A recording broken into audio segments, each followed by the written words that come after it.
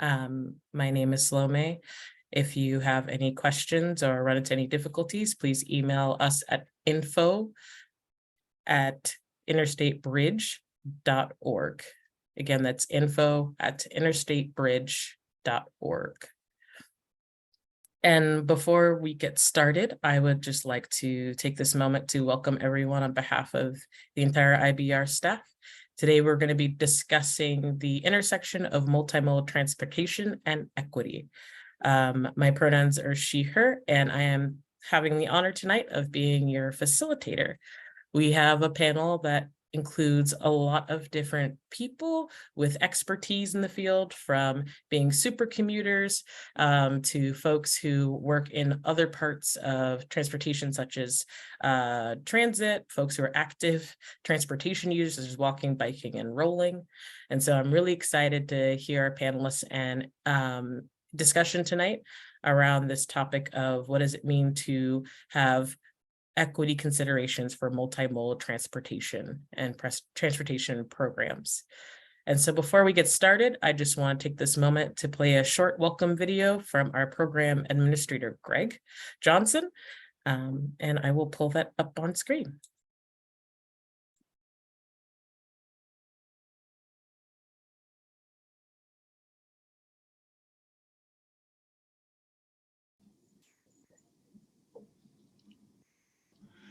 Thank you for joining us for this evening's Equity Roundtable, entitled The Intersection of Multimodal Transportation and Equity. Our Equity Roundtable series provides an opportunity to hold important discussions around various aspects of equity in infrastructure work and supports the program's commitment to equity by bringing different voices to the table and centering equity priority communities. Before we get started, I'd like to offer why we are focusing tonight's discussion on multimodal transportation. Over the past century, American transportation systems have been tailored primarily to meet the needs of motor vehicles. But the one-sided transportation systems of days past, when entire neighborhoods were cleared in order to build freeways, are a thing of the past. The IBR program is striving to create a safer, seismically resilient transportation corridor that provides multimodal options and choices for all travelers, not just for those who drive. Our program will include a new light rail and transit connections, robust active transportation options for those who walk, bike, and roll, improve local street networks in both Portland and Vancouver, and a more efficient freeway that will better serve all members of our community and the greater region as a whole. Our focus on creating a smart design that serves existing communities in the program area and how they interact with transportation infrastructure. We are also giving strong consideration to the communities and cultures who in prior decades or even centuries have called the program area their home. Equity is not something with an endpoint. We're working to ensure that equity will remain at the forefront of how our multimodal transportation system will operate long after the IBR program is completed. Everyone deserves to benefit from our program. So thank you again for making time this evening for this important conversation.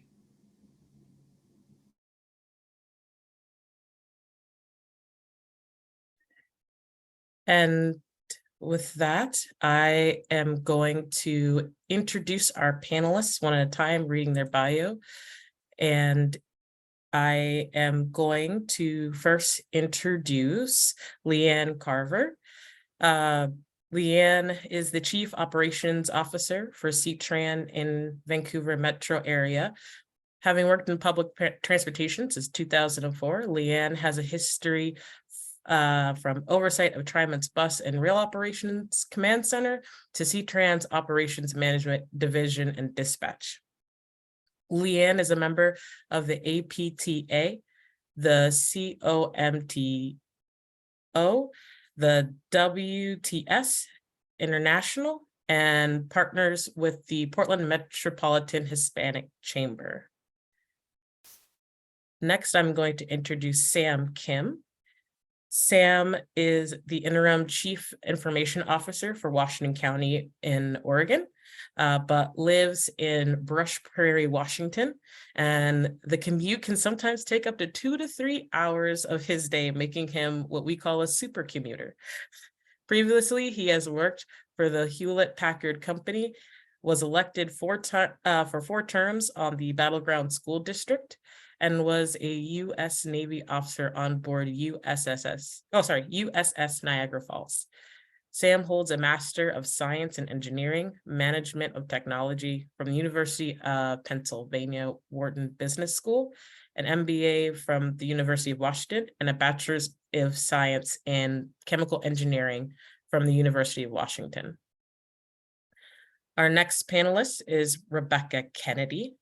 Rebecca is the Deputy Director for Community Development for the City of Vancouver, Washington. In this role, she oversees a variety of projects and programs that focus on built environment and together advance the city's policy priorities of taking bold climate action, advancing justice, equity, diversity, and inclusion, and improving community safety. This includes planning and developing policies for how the city will grow, how people will move around, the types of sizes of housing options that are available, and how all this works together to increase access to opportunities, essential places, and redress past harms to BIPOC and lower income communities that resulted through public policy decisions. Last, but certainly not least, I want to welcome my colleague, Jake War.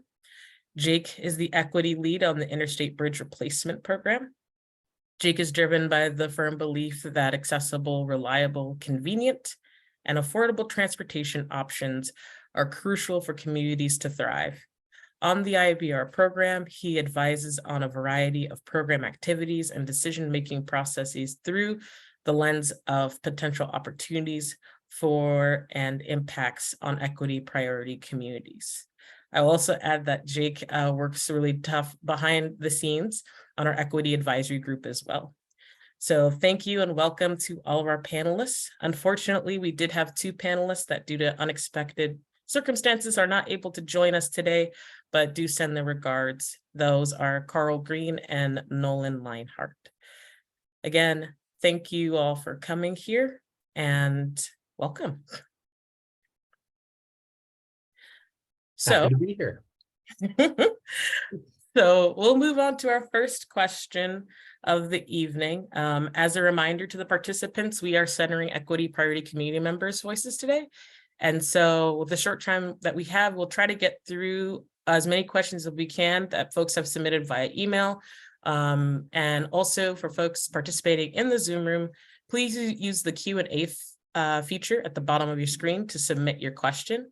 If you look at the bottom, you should see it somewhere towards the middle of your screen. If you are using a mobile device, you may have to select the More button to find it. But this first question that we have for our panelists are going to all of you. What are some examples of equity for the different modes of transportation? Each of you kind of work in different areas in terms of transportation. So we just want to hear some examples of you of what equity looks like in the different modes of transportation. And I will start with Rebecca. Well, thank you for having me. Very much appreciate the opportunity to represent the City of Vancouver and our values and policies around equitable transportation. So I'll say that in terms of equity for all modes, we think about all ages, all abilities, and all modes of travel. And so it's not just can you walk somewhere, but it's can you walk somewhere if you're a grade school student, if you're an elder, if you are a person who uses a mobility assistive device. That's sort of our foundational policy around complete streets, is that we are aiming to build streets that work for everyone, that incorporate universal design, and that essentially think about and try to build in, connectivity, convenience, access, comfort, and safety for everyone that we serve.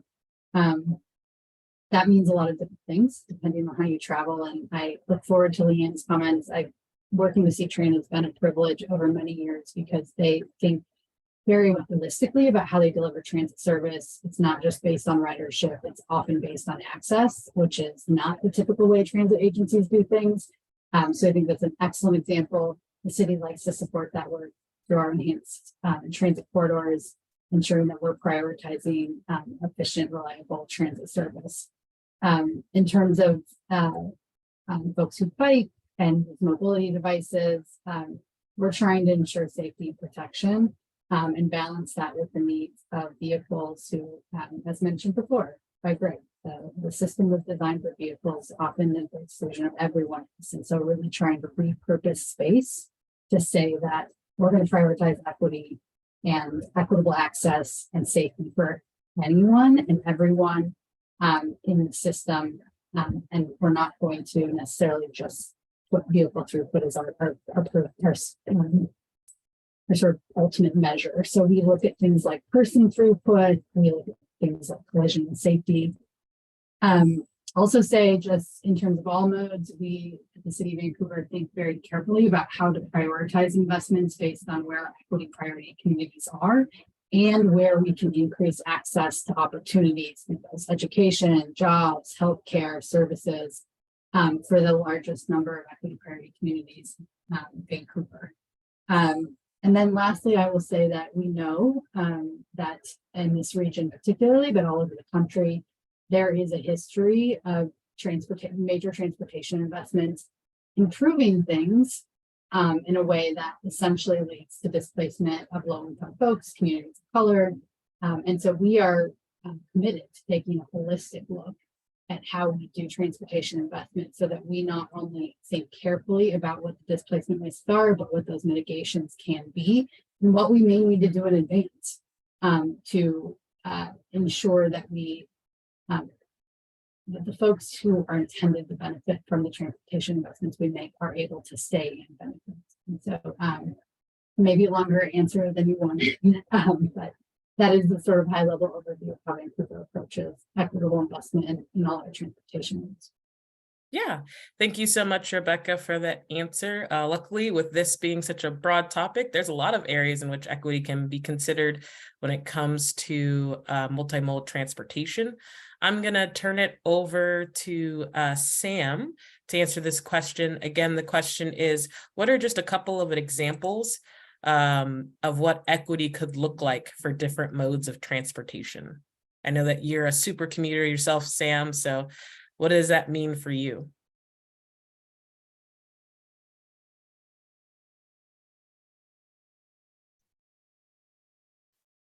Okay, all right. I've been trying to unmute myself, won't let me, but okay. So my example is actually from when my family first came to America many, many years ago. And, you know, we didn't have much money and I was just a little kid back then, but fortunately my father was a mechanic. So he was able to fix up some old bikes for us kids. And we rode the beat up bicycles everywhere on narrow rural country roads where the concept of bike lanes at that time was not yet even thought of. So it was very dangerous, especially when we rode our bicycles to the Pacific Ocean coast and back, which was a 200-mile trip. And I was a 13-year-old kid, my younger brother and his friend were with me. So looking back, it was just an incredibly hazardous and, you know, dare I say, stupid thing to do. But it was freedom, right? Young teenage boys, you know, we wanted to just go everywhere. But we held up the rush hour traffic because these roads, as Greg indicated, are built for cars, not for bicycles. And people threw beer bottles at us and they cursed us out. And so, yeah, enough said that we never did that ever again. But thank goodness for the bike lanes that now exist in so many places. So I take full advantage of that whenever I can. I'm also a jogger. So, you know, I hiker. So I, you know, all these new trails and new lanes that are next to highways are just a tremendous benefit to us. So just my personal experience, boy, if we can have all these different ways to travel without a car, I think that would be beneficial to all of us. Thank you, Sam, for that answer. I love it in particular because it reminds us that, you know, we have to think about different ways that people want to use the bridge that may not just be accessible to them today, but they'd want it for tomorrow. So thank you for bringing up that point. Then I'm going to go over to Jake and then Leanne.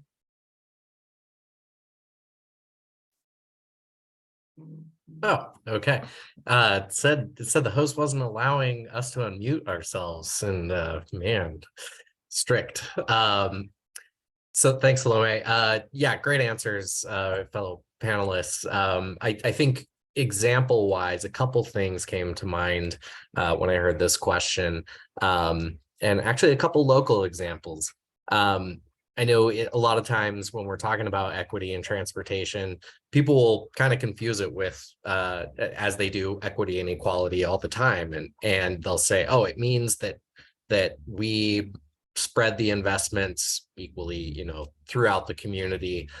We benefit everyone equally. But when we're talking about equity, it really is about where we are prioritizing resources. And sometimes it is not necessarily going to be the biggest return on investment in terms of, say, ridership or use of a system. It might be less efficient.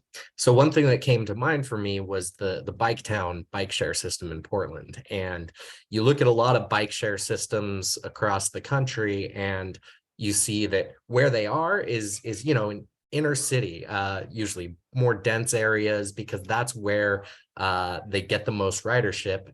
And if they're operated by for-profit companies, that's how they make a profit, if they can. But City of Portland, to their credit, you know, took a different approach and said, we know that if we were just operating out of cost benefit, we'd probably just have the inner neighborhoods of Portland. We'd be missing all those folks out in East Portland. And as folks who are familiar with this region, that is the area of the region, the outer areas of the region are where the people of color are largely concentrated, as folks have been pushed out due to gentrification and displacement. So that was one example of where they specifically required stations and bikes to be distributed in certain locations. They did that with the scooter companies as well. So it was able to reach folks even if they weren't in an ideal quote unquote service area. Another example that came to mind for me, and I was lucky enough to be a part of this at TriMet. This was years ago, and we were in a period of just looking at increasing service, and this pre-pandemic, of course, and economically things were going well, and so it was just all about where are we going to add more trips, where are we going to add new routes, and the approach the agency took was, let's prioritize based on data that looks at where our equity priority communities are. Let's not just go by, again, ridership or traditionally what has gotten the most bang for the agency's buck, but let's look at who's being served, and therefore where we might prioritize taking that look, even if it's not necessarily going to reduce the cost per rider, et cetera. So those are a couple things that come to mind for me. Thank you, Jake. And now we're going to go to Leanne.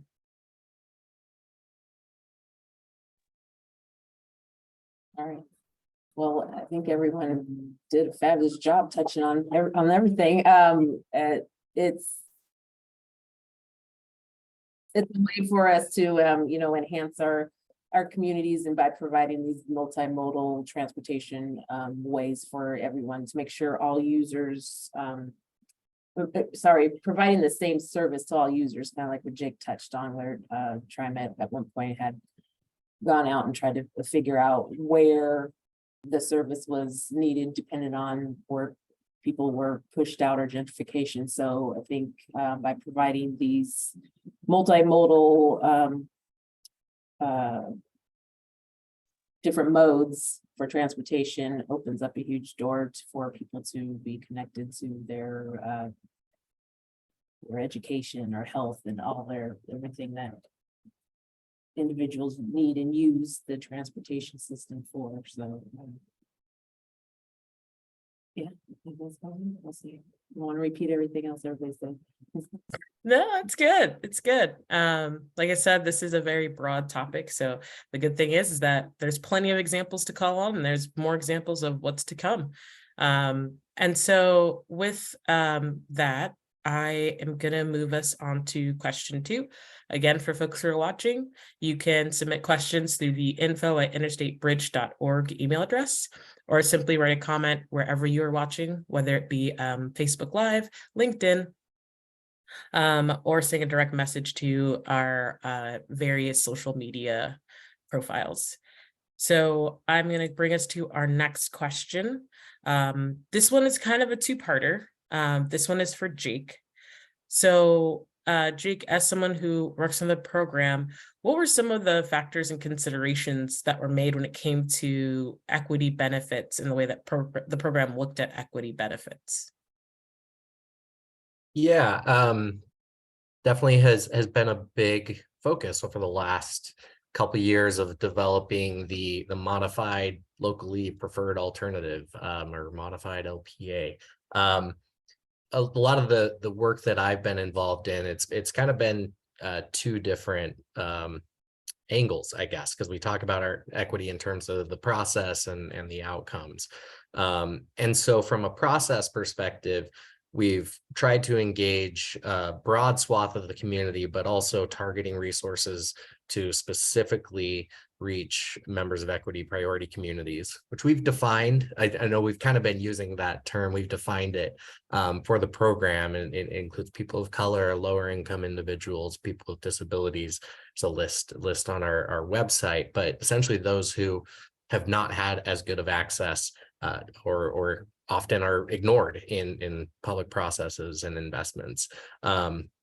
So we took an approach of engaging folks. We have advisory committees who we've gotten a lot of feedback on the elements, the transit elements, the active transportation elements, and the highway elements of the project, as well as some analysis. And that's where I definitely get into the weeds on the data and analysis side of things, and I enjoy that. It certainly can't be the end all be all, but I enjoy it. And we looked at with specifically, for example, our light rail options, where the stations would go, what that route looks like.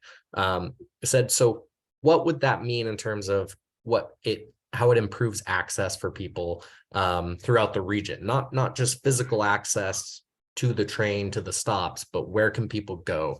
How many more jobs are accessible? How many more services are accessible? And what does that mean as far as what the best investment is for this project? So that combination of data and analysis to try to get towards those outcomes, and then as the engagement of folks in the community to try to make sure we're doing it the right way, we're asking the right questions, we're talking to the right people, et cetera. Awesome. Thank you, Jake. I do have a follow-up to that question. You kind of touched on it a little bit, but could you explain more about how do you envision the way the program improvements could expand access? I know that you talked about, jobs and such, but not only that way, but in terms of how multimodal transportation is used, but also who could use it that may be using different method now. Yeah, so one thing that we've heard pretty consistently, or at least I've heard it several times, is stories about folks who are making choices in their lives based on traffic and getting across the bridge. So they are, say, someone who lives on the Oregon side, and there's a, say, rec league for their kids, a soccer league for their kid on the Washington side. And they've decided it seems like a great program, a great league, whatever. We can't do it because the traffic is going to stop us, and we don't have any alternative to be able to do that. So those sorts of things is where it really starts to get real for people as far as limiting their choices, limiting their opportunities. So I see the improvements with the program hopefully eliminating some of those barriers and opening up options for folks. And again, if the regardless of how traffic and congestion changes or doesn't, there will be other options for folks that are safe and convenient for them to access places between these two interconnected communities. Thank you, Jake, for that answer. Here on the program, we have done a lot of listening sessions, so I do remember us trying to marry the qualitative data with the quantitative data and really get an articulation of these stories in a way that we can take those into consideration. And I definitely do remember hearing that comment from several people about how it impacts the jobs that they will be even willing to apply for. We also did hear stories about people with real concerns around keeping communities together and friendships going away and relationships dissolving because of traffic on the bridge. So when a bridge is impacting not only your job, but your love life, that is a sign that it may need to be replaced. Let's move on to the next question here. So this question is for Rebecca and Leanne.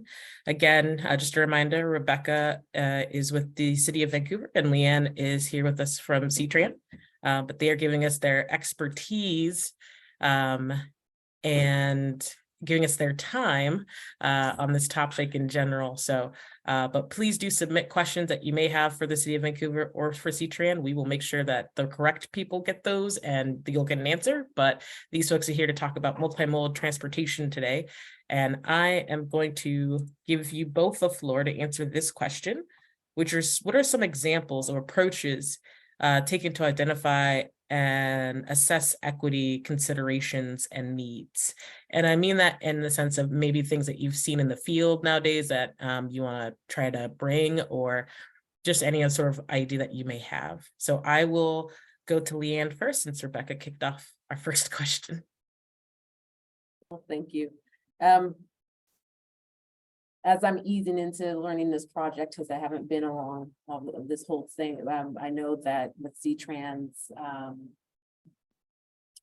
vision that we are providing cost-effective and safe and accessible, convenient transportation. We also want to connect people to opportunities and support our economic vitality.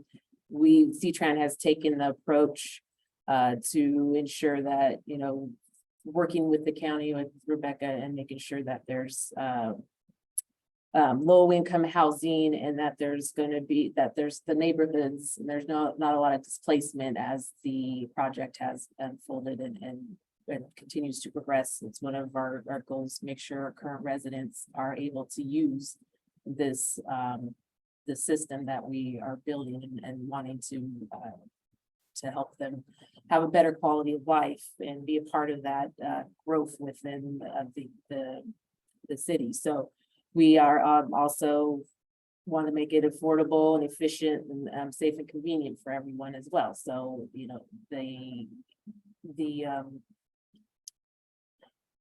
sorry, I just lost my track of what I was saying. So all the citizens can go to work, like Jake said, people or might have to work in Washington and cross over to Portland and vice versa. So we want to make it, and we have been taking that very, very thought and consideration as how can we make quality of life better for everyone and be able to feel like you can have a relationship and don't have to worry about and all those things to get to the other person you want to see and activities you want to do. And Rebecca, I'll let you continue on to things as well. Yeah, and I just want to reiterate the partnership with CTRAN. Always grateful for our partners in our transit agency, and the only bi-state transit provider with them. So y'all are getting people across the region to access jobs and relationships and community and all of that. And super grateful for that commitment, partnership. I'm just rereading the question. So approaches taken to identify and assess equity considerations and needs. So I'll say the city has a few like lenses that we put on this. There is, of course, as probably folks suspect, like a data and analysis lens. And so I mentioned earlier our equity index. So we have a tool essentially that tells us where a higher concentration of equity priority communities live compared to the overall average within the city. And so that's folks who are elders and youth, low income folks, BIPOC folks, folks with disabilities, renters, and folks with limited English proficiency. And so we have this tool that sort of helps us put like a locational lens on like when we're targeting investments, how can we do that?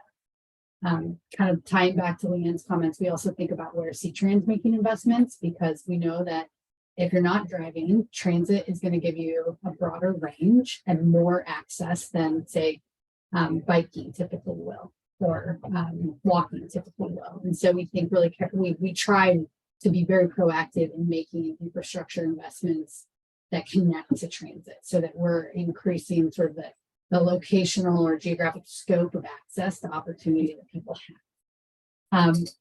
We also look at what we call essential places. And so we have a tool that, essentially think about the essential places in your life. It's your kid's school, it's your church, it's your grocery store, it's your transit station, it's your job, it's your healthcare provider. But we think about it's parks and access to open space. And so we think about like also when we're looking at how we prioritize investments, like how can we connect more people, and specifically equity priority communities, to essential places they need to go.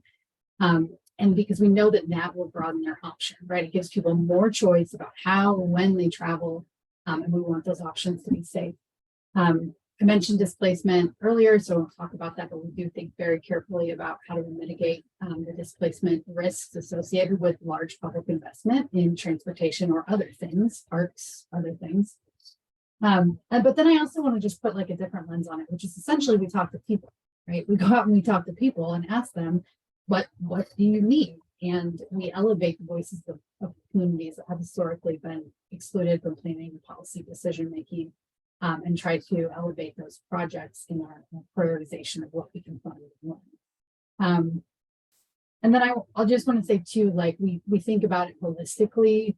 And so an example of that is right, like transportation is inextricably tied to housing, right? Like where you live in large part determines what your transportation options are. And so we have policies around city resources helping to fund affordable housing, workforce housing, attainable housing near transit, and in areas that have better concentrations of essential places, so people can live there. That what planners nerdily call transit-oriented development, which is essentially development near transit, is accessible to lots of different folks from different incomes, and in different age groups and with different sort of mobility. And so there's multiple lenses we put on it, but I think the real thing is right, is like how do we give people real choices in how they travel, and how do we make those choices not just available and accessible, but also safe and comfortable and convenient, so that people really can have better options. Thank you.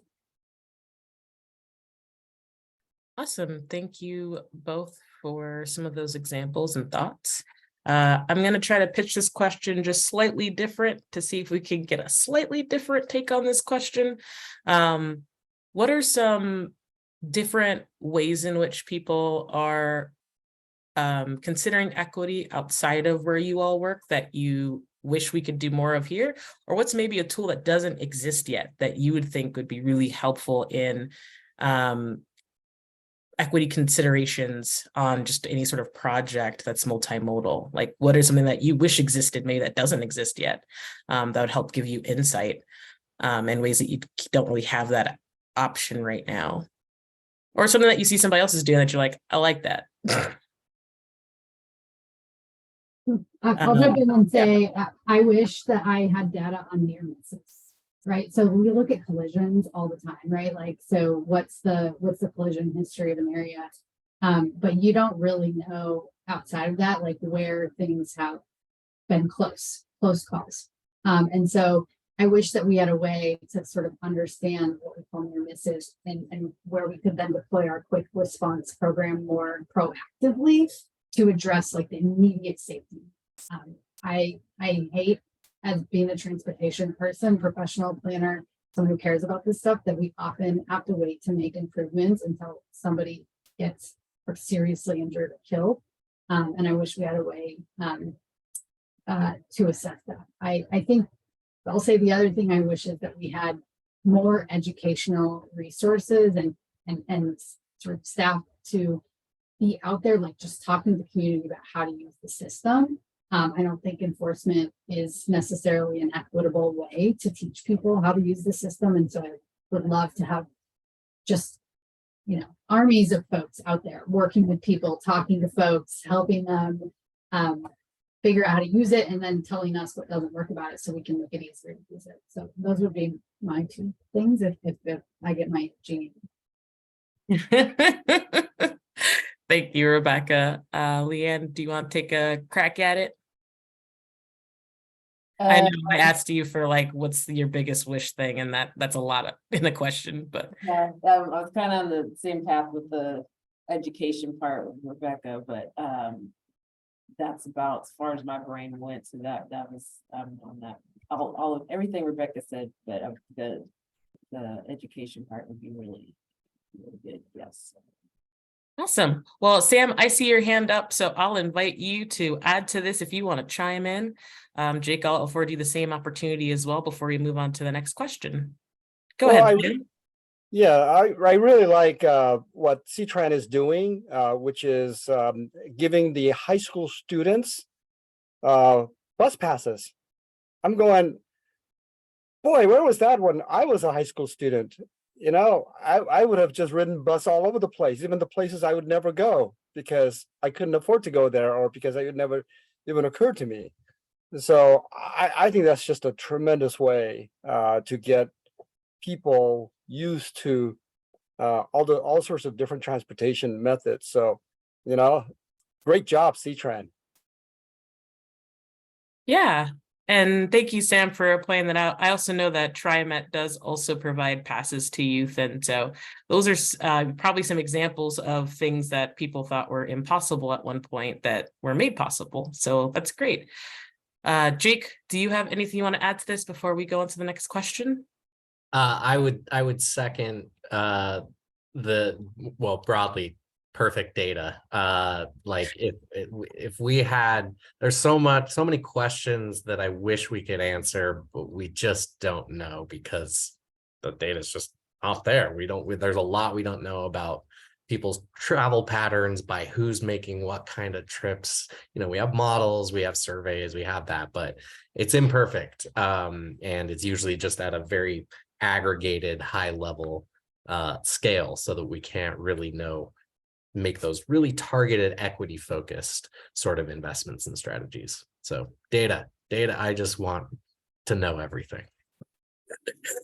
Thank you, Jake. I definitely appreciate that answer. It makes me think of a conversation that I had with our program administrator, Greg, who, I guess did join us today, where we talked about how we have a lot of information about what is, but we don't have a lot of information around what people want or what could be. And that's a data point that's really hard to get. The idea of asking people the question of like, what would it take for you to want to bike or see biking as a viable option? What would you do to have transit be a viable option? Those are the questions that we don't oftentimes get to ask as much as we do like what people call the nuts and bolts, like collision data points or average travel time. So thank you to all of our panelists for that thoughtful exchange.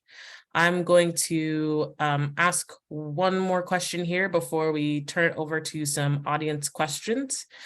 So this question is for Sam and Jake. What are some examples of considerations that transportation projects should weigh when it comes to equity and multimodal transportation.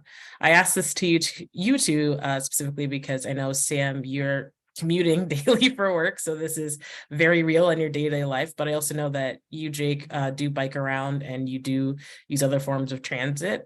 And so just asking you again this question about what are some examples of considerations in transportation that projects should weigh when it comes to striving for equity and multimodal transportation. So I can go first? Okay, so for me, it's accessibility, availability, and the frequency. So as my wife and I age, we really are beginning to appreciate all of the accessibility measures in place that's been put in over the last few years, such as curb ramps and even handicap parking. So unlike my incredibly dangerous bicycle trip to the coast many years ago, I now value wheelchair access, lift on buses, and even elevators in buildings and parking lots and parking structures. So talking about the buses though, when I went to University of Washington in Seattle, I actually didn't need a car because the buses went everywhere in King County, door to door with minimal walking and waiting because it was so frequent. I just took it for granted because I just could go anywhere with the bus pass, which I had to pay for. It wasn't free. But I didn't realize what an amazing transit system Metro had until I moved down here, where having a car is a must because you need a car just to get to a public transit lot. So you have to drive over there. You can't walk over there because it just isn't ubiquitous. Still, I've gotten spoiled by Max. And so I'm very much looking forward to the light rail being extended to Clark County. I do not understand what the opposition is. I bet people have not tried Max or public transit that works really well. So if once that happens, I can just hop on the Max on this side of the river and enjoy the ride all the way to Hillsboro where I work. That's the end of line for Max right now. So I'm going to go from one end to the other end. And because somebody else is doing the driving, I can actually work, be on a call, be in a meeting while being stuck in traffic. Maybe not, because Max is always moving. So starting out as a poor young immigrant child to where I am today, I've just been able to enjoy the benefits of the progress we have made in the multimodal transportation at every stage of my life. So I want this to continue and get better. Yeah, I think building on that, great points, Sam. I think about how and this is a systemic issue with our country and a lot of the communities in our country as far as what's prioritized for investment. But I think that we settle too much for kind of putting non-driving modes as sort of being okay with them being inferior or not as real, like kind of accepting that everyone's going to drive, which is true. A lot of people are going to drive no matter what, including people from equity priority communities. It's not like there's a separate, here are the drivers and here's the equity focus. But I do think that there's sometimes, I've seen this at in conversations about transit, talking about how we need to get those, and I hate this term, the choice riders out of their cars and onto transit. And we need to do that by tailoring, these services so that it's going to attract those folks to it. I wish that the paradigm was more towards, we need to improve and get the standard service up for those who are really the core riders who rely on transit most. Start there. And then, from there we can build it out to others as well. But it's really, we already have folks who need it. And just because they are, say, stuck using a service that's inferior to driving, that doesn't mean we can just ignore them and just let that happen. So I know there are good folks who are thinking that way, and we're limited by the resources we have, but would love to see us keep making progress towards that. The other thought I have of considering what I really hope is a major consideration for transportation investments is, so Rebecca mentioned safety and injuries, collisions, etc. So it's true that we don't often have the data about near misses and such, but we often will hear from loud voices in the community where those new near misses are, and that's where certain things like a crosswalk or that kind of infrastructure will go in. And I think a lot of us know who those loud voices tend to be, who tends to be the squeaky wheel that gets the grease. So I would love to see it be a different approach where, if we had that data, that'd be awesome. But also just where we do have the data of collisions and injuries and deaths disproportionately impacting, in particular, people of color on our streets. If that is where we really target priority investments, that's the difference between life and death. I think that is crucial and probably more important than any other priority in the transportation system. Thank you both for those thoughtful answers.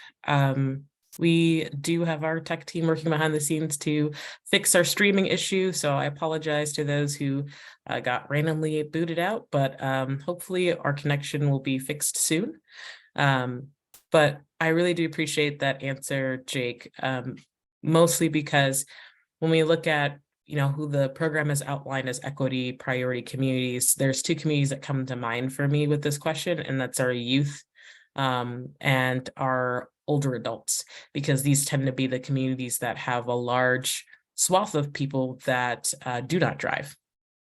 And as we hear about situations such as food deserts and accessibility to jobs and opportunity, they are kind of at the mercy of whatever transit or other active transportation modes are available. Which, as we all know, like Jake said, these tend to be younger people. These tend to be our older adults, also our people living with disability. And so getting their voices heard is really important as we move forward and do work and engagement. So it looks like we are back to streaming. So I've effectively helped by being here, hopefully. So again, people, if you have any questions, please use the Q&A feature to ask your question. I do want to give a little bit of space and time to our program administrator, Greg, who is here and has been listening, to give us some thoughts as we collect some of these audience questions for you as a panel. So Greg, I will invite you to come on camera if you're able and join us if you would like.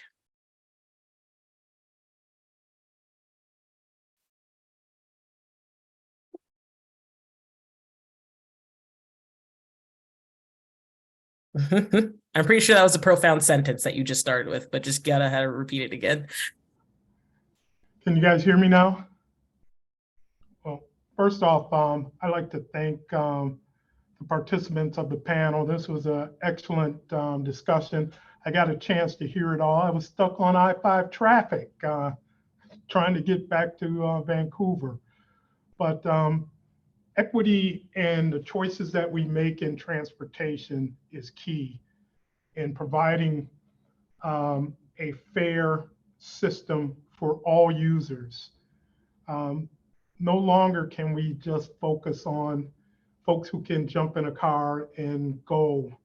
So that's one of the core principles of the IBR program, is making sure that we are looking at all users of the system, all abilities of folks who use transportation in their daily lives. So this discussion was very profound and made some great points. So thank you.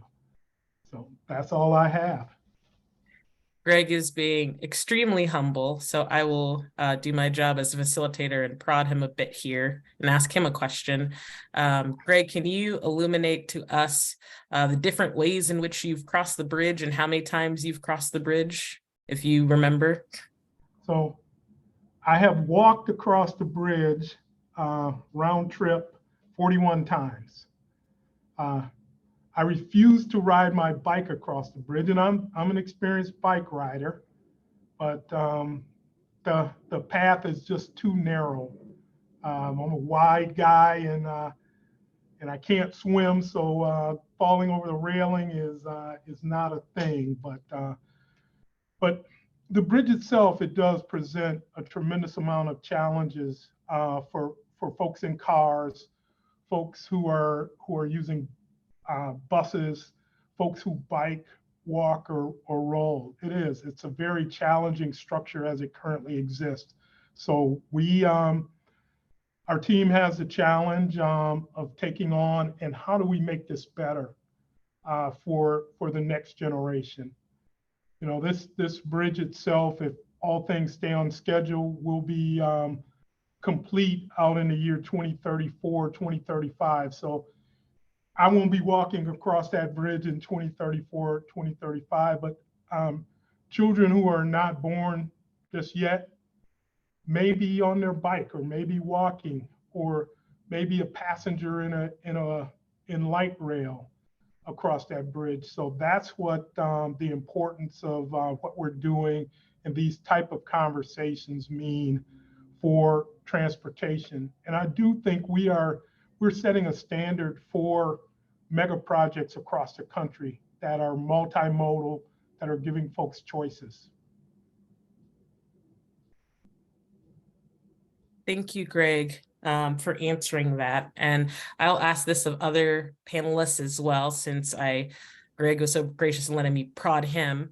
What are some ways that you all have crossed the bridge? You know, we are talking about this in a very academic sense, but it's nice to hear our panelists' lived experience with the bridge and the ways in which they cross it. So I'll start with our super commuter, Sam, and then go over to Rebecca. Well, I wish I could say that my experience was just as good as Greg's, but unfortunately, it was usually the bridge was lifted up and now it's halted for miles in both directions. And, you know, it takes like 30 minutes to an hour or longer to clear that backlog. So that's been my experience. And so I'll be honest with you, I stay away from the bridge as much as I can. You know, I try to use the 205 as much as possible. And even if it takes me longer, because the I-5 bridge is such a pain. And I don't know when the span's going to lift. And I tell you, no, even if I'm an hour early to a meeting, once the span lifts, I'm already late. I know that. So I'm calling in saying that, hey, I was going to join in person, but now I have to join virtually. Sorry. And it's going to be on the bridge. It's going to be on the phone. And you're going to hear me sound frustrated. Not at you, but at the bridge. So that's my experience. It's been horrible. Sorry. Oh, no worries, Sam. I love the honesty. It's the best policy. So what mode of transportation do you use to get across the bridge? And what mode would you want to use? So right now, it's vehicles. I like Greg, I wish I could ride my bicycle there, but I'm not, you know, I don't want to get thrown overboard either. And it's dangerous. It's incredibly dangerous. So I actually don't even want to walk on that bridge. You know, what if you notice that the lanes are very narrow, what if somebody has an accident? I mean, we just saw how in Pennsylvania, you know, a tanker truck turning over, exploding, just shut down. I think it's I-95. And now you have to take a 45-mile detour. Yeah, I just get horrified if I'm on that bridge, either driving or walking or bicycling, and something happens, something even less catastrophic than that, I'm toast. And so, you know, I'm just really, really wanting a safer bridge in so many different ways. But yeah, I mostly drive mainly because it's the quickest, safest thing to do. Anything else right now is too dangerous for me. And then Rebecca, how do you cross the bridge if you do have to cross the bridge? And what's your preferred method if things were addressed that you would want to take instead, if it is different? Yeah, so I do cross the bridge a lot. I also say I grew up in this region, and after I came back after like a 10-year detour in my 20s. So I've been here a long time and crossed the bridge a lot. I have driven it, I biked it, I've walked it, I take transit. I've done combinations of those things when we've had like snow events where I actually literally walked across the bridge and then gotten on the 6 bus on the Portland side because it was easier.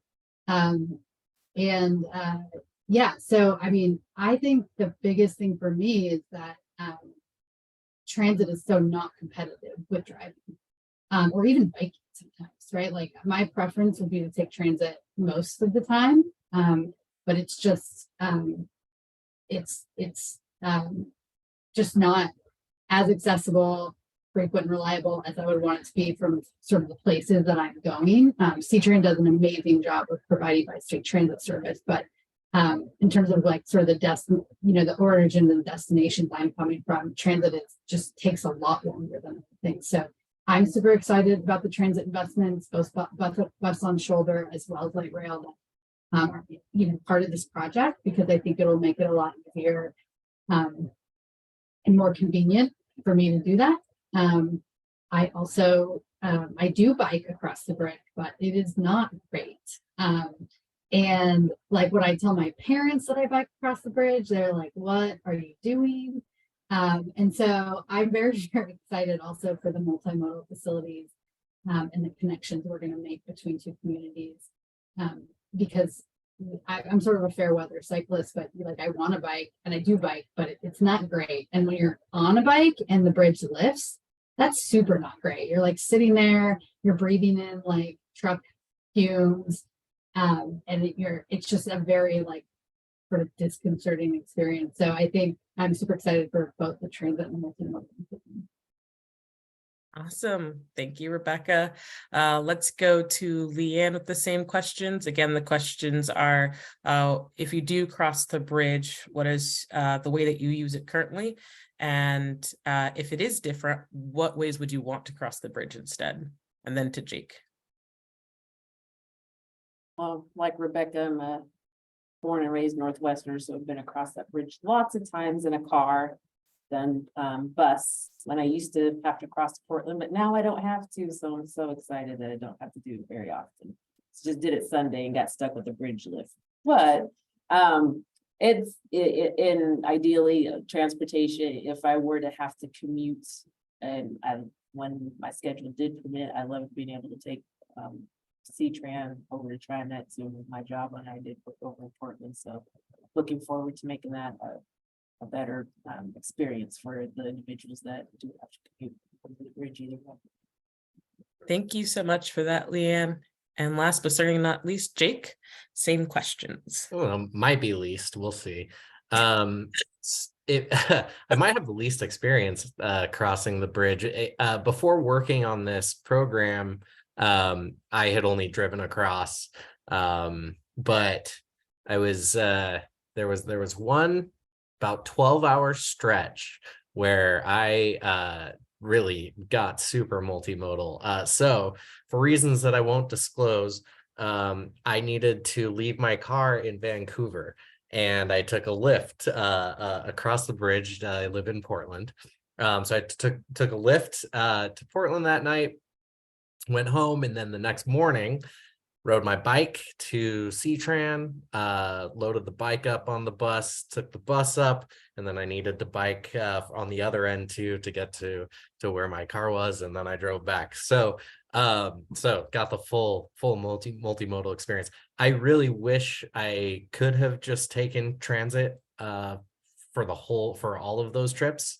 I wouldn't have had to go back and forth. I would have taken transit the way up, transit the way back.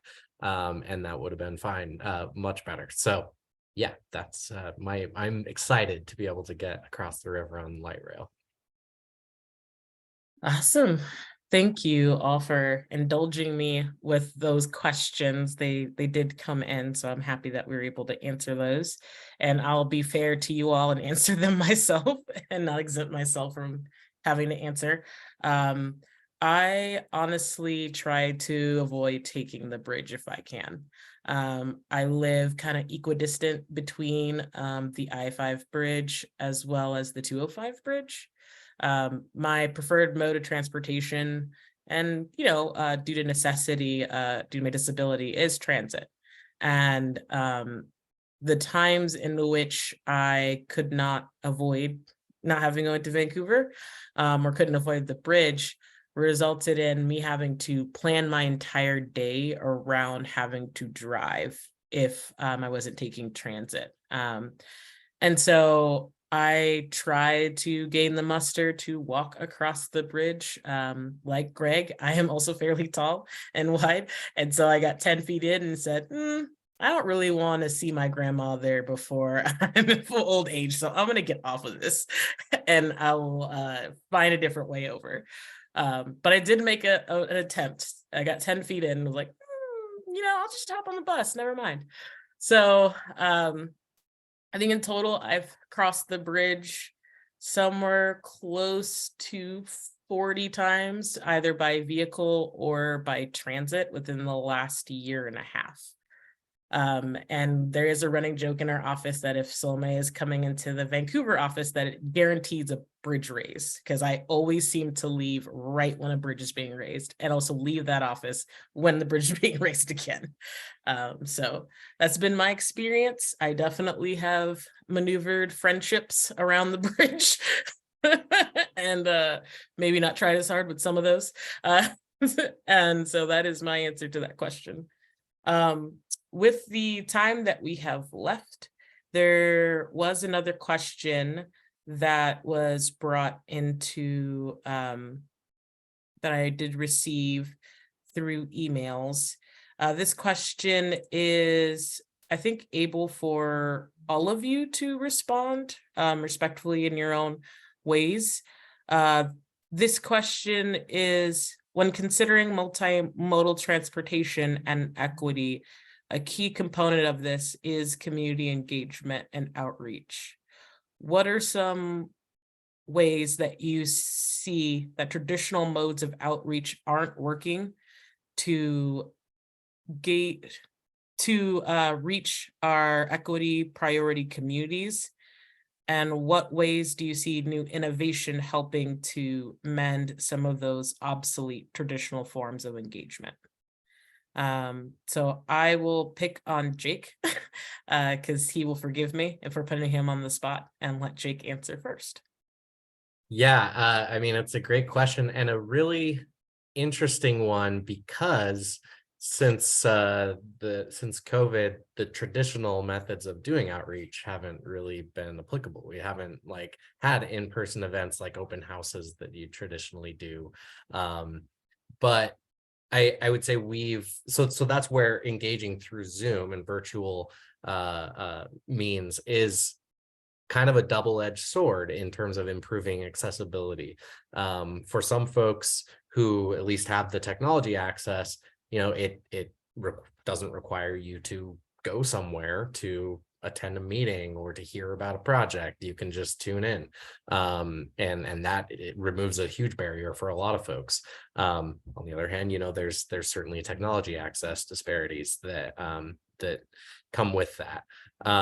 But the program has tried a lot of different ways, from the tradition, I guess what's become a little traditional or cliche is meeting people where they're at, and that has been through events, festivals, things like that, where people are there for another reason, just for a community celebration or something, and we're there, and people can come talk to us, learn about the project.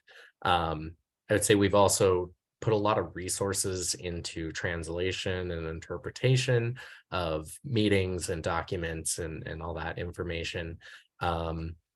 And we've partnered with community-based organizations to help extend our reach by kind of tapping into their networks and their communities. So we've provided some small grants for them to help us ask some of the questions we're looking to ask, to talk to the folks that we would love to talk to from an equity perspective.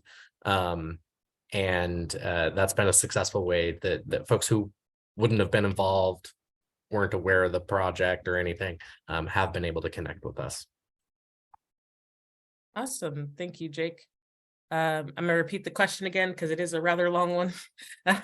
The question is that considering that community engagement and outreach are the center for placing equity within multimodal transportation, what are some barriers that you see with traditional forms of engagement? And what are some new innovations that help you address some of those barriers?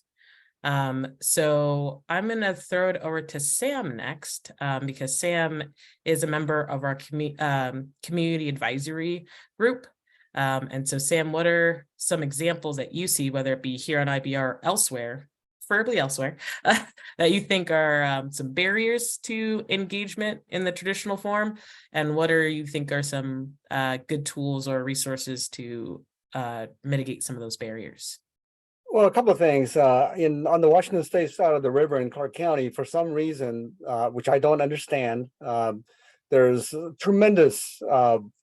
I guess I don't know if it's a majority of the people, but there's definitely very loud voices against mass transit in general and light rail in particular.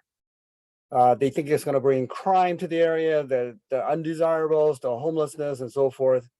It's a regional problem, and for some reason, people think that by limiting the multimodal method, that we can somehow be isolated, which I think then that also isolates us from the regional benefits, all the jobs, the resources, if you want to go to a zoo, for example, you have to cross the river. There's really no other thing you can do. So I think what Greg participated in, along with some other CAG members, at I think it's the Economic Development Breakfast, something like that, Economic Forecast Breakfast, and it was a big splash on the Columbian. I thought that was very, very good. But incentives also work, not just publicity. So getting the high school kids the bus pass, why not scale that to everybody, where, hey, if you come to Clark County Fair and visit the IBR booth, which I promise I'm gonna man, you get a drawing for a 3 months pass on a hop. When I started working for Washington County, they gave me a hop pass. I go, wow, I didn't even know this existed. So I started taking the max and using it everywhere I could, because even though monetarily it wasn't that huge, it was free, right? I like free stuff, right? So I believe that if we can do something creative like that, get them used to max, get them used to the mass transit, I think that could work. So and it's not going to be just the underrepresented people that's going to appreciate something like that, but I think everybody, people who don't need the pass, I think they're gonna want it, because now it's free. Now I can go anywhere and everywhere that Max and the bus routes go to. I'm going to start exploring. I think that'd be a huge incentive. Just a thought. Thank you, Sam. Sam has definitely committed several times in public meetings on the record that he will be tabling with me throughout the summer. So me and Sam are gonna get to know each other really well by the time the summer is done doing engagement. So I'm happy to see you still committing in a public space to that, Sam. I'm gonna go over to Greg. Greg, I know that as the program administrator, you've had many experience on different transportation projects throughout the nation. So I'm really curious on your take on this question around what are some barriers that you see with traditional forms of engagement, and what are some things that are happening out there in the world or in the region that you think help to address some of those barriers for some of our equity priority community members being involved in this kind of process? So it's a great question. Reaching different audiences is always a challenge, but it takes a whole palette of solutions to get there. Just this past weekend, I joined with Mayor Ann at the Vancouver farmers market, and we just did old-fashioned retail communications. She had a handmade poster, and we just caught people as they walked by and asked them if they were interested to learn about the bridge project. But we're trying just a number of different ways to reach those communities. And one of the things that Jake mentioned, and we're tremendously proud of, is the micro grants that we've given to community-based organizations to help us reach some of those hard to get audiences who have been ignored in the past and have somewhat of a distrust of entities like the Interstate Bridge Replacement Team. So we are trying our best to reach those communities. The interpretation, having our American Sign Language interpreters at every one of our Zoom meetings is just another way to reach an audience that sometimes gets ignored in projects like this. So we are always looking for better and new ways to reach people. We have QR codes that link you to our website. We've done TikTok videos, we've done Facebook, all the social media platforms. We're trying to make sure we're reaching a young audience, because once again, this bridge is going to be completed in 10 years. And, you know, folks who are my age, they won't see the benefits of this, but the generation that may be in elementary school now and junior high and high school now, they deserve a right to have their voices heard. We did another unique thing where we brought in high school and college journalism students, folks who write for their high school newspaper and for their collegiate newspaper. And we're gonna recreate that event this coming up fall. But once again, trying to reach different audiences in different ways. So we got to keep trying everything. Some of the tried and true traditional handshaking and kissing babies, and all the way to the social media platforms.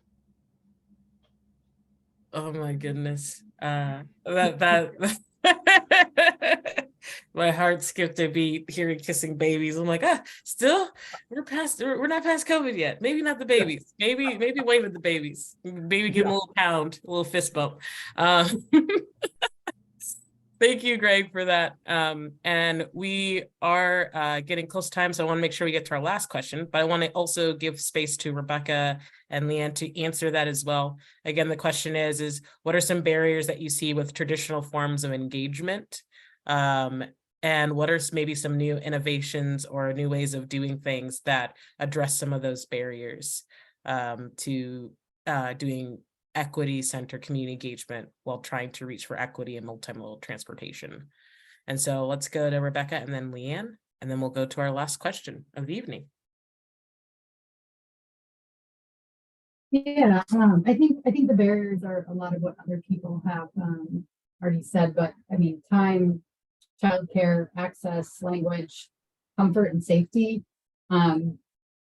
So I'll say in terms of innovations, I think we have really are developing very, very strong relationships to work through schools. I think in terms of reaching youth and families, schools are, if you don't have time for a lot, you prioritize school and education and that community for your kids. And so how can we be part of those events in a way that's not like burdensome? How can we reach out to those groups in a way that sort of supports what they're already doing?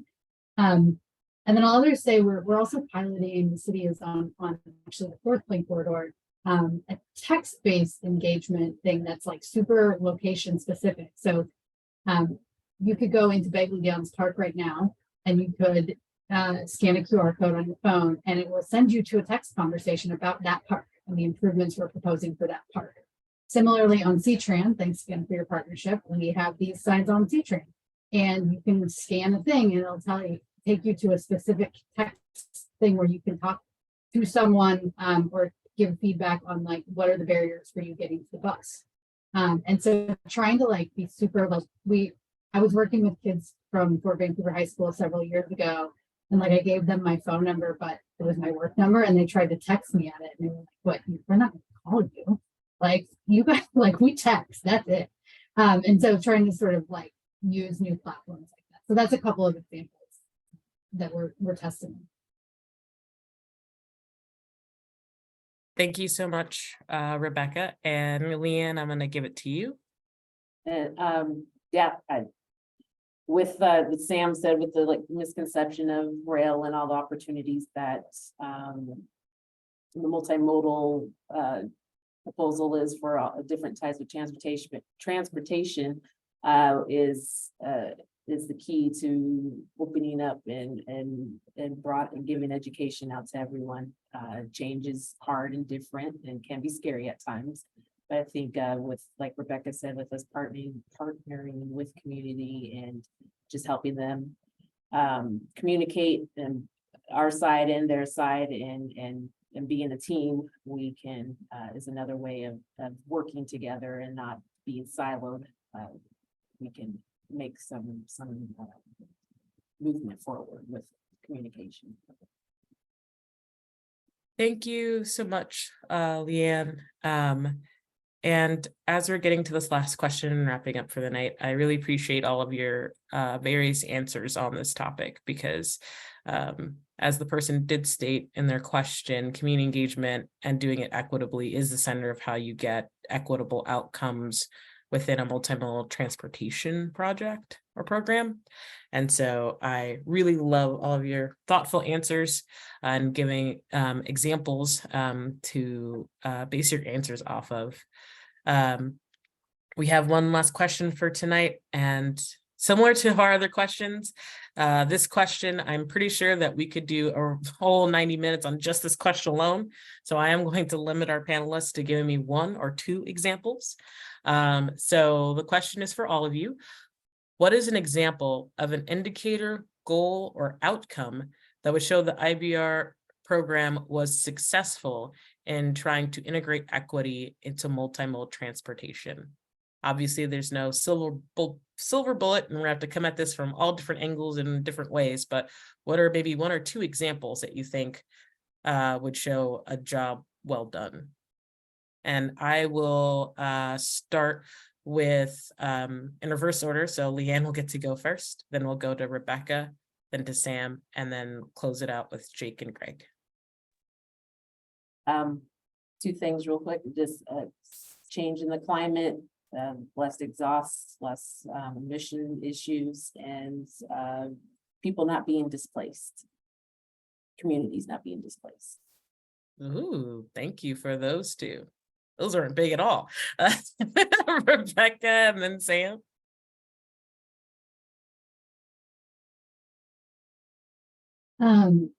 Lovely answer.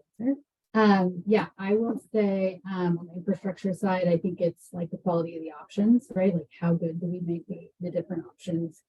And then also, how do we build a structure that addresses climate on the construction side as well as sort of the operations side. So to Leanne's point, GHG reductions. On the program side, I am super in the weeds on thinking about how we mitigate impacts for low-income folks, specifically related to tolling. So how we set up programs that address that. And then I will say, I think the big one for me though is how do we target disproportionate benefit to communities that have been disproportionately harmed from infrastructure, and particularly from freeway projects. And that's a big question, and I don't in any way suppose to have the answer, but I do think that is our challenge in terms of really holistically thinking of how we address this. Thank you, Rebecca, for that. I loved how you worded that in terms of a disproportionate positive outcomes for communities who have been disproportionately harmed. I really like the way you worded that. So let's go to Sam and then Jake and Greg. So Greg talked repeatedly about how we can make this bridge better for the next generation, right? That would be my children, grandchildren, and their children, right? But I'm hoping to live long enough to enjoy the benefits, okay, 10 years from now.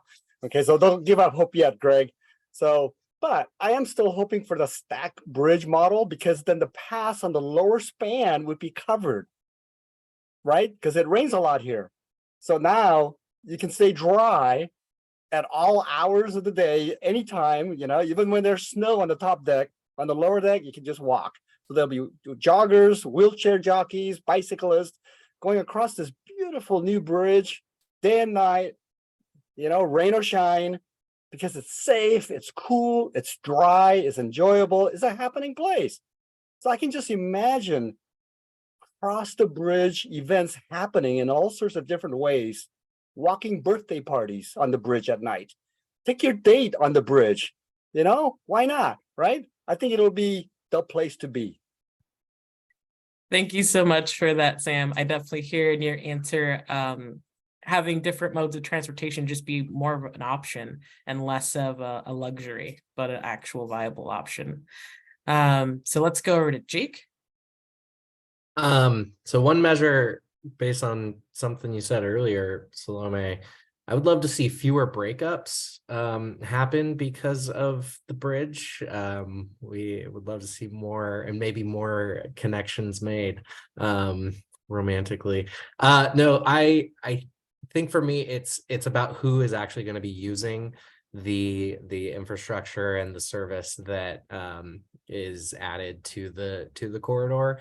So do the users who are walking, biking across the bridge and in the connected areas, because there is the bridge. I think we focused a lot on that because that's kind of the pretty core component of the project, but there's also a lot of other infrastructure in the surrounding areas, Hayden Island and in Vancouver and further north in Vancouver, that is going to improve a lot of connections. So I would just love to see, do the people who are using those facilities, do they reflect the community?